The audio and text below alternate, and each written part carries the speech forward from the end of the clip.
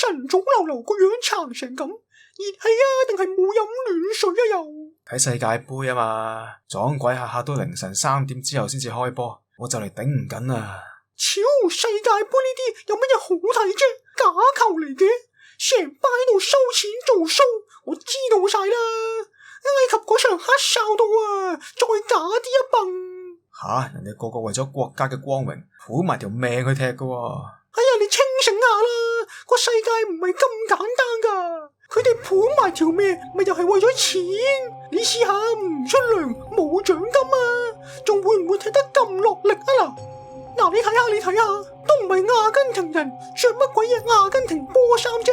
一定係收咗 FIFA 啊、阿根廷政府啊同埋 Adidas 錢，幫佢哋賣廣告啦。我知道晒啊！你再睇下，無情白事成家人喺度玩陀螺，必定係賭緊錢啊！唔賭錢啊，點會咁神心，日日約出嚟玩啫？我知道晒啦，成班賭仔不知所謂，爛泥扶唔上壁。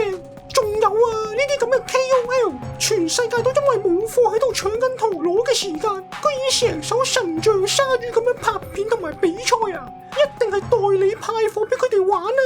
唔通自己出錢買咩？我知道晒啦。叔叔，你跌咗銀包啊！死靚仔啊！係咪想偷完我銀包扮執到，跟手借啲錢問我攞報酬啊？我知道晒啦。係邊個指使你嘅？夠啦！要清醒嘅人係你啊！你自己心地唔好，成日諗住錢，就唔好以為個世界個個都係咁先得噶。好多人都係單純為咗熱情同埋快樂而努力生活，唔係下下都係咁多黑心同埋功利嘅陰謀噶。就好似我哋嘅友情咁，唔通你做我朋友又係為咗錢咩？又係另有目的咩？又俾你講得通嘅，我對你係真心噶。咁就得啦。差啲就暴露咗我埋佢身嘅真正目的添，以後要謹慎行事先得。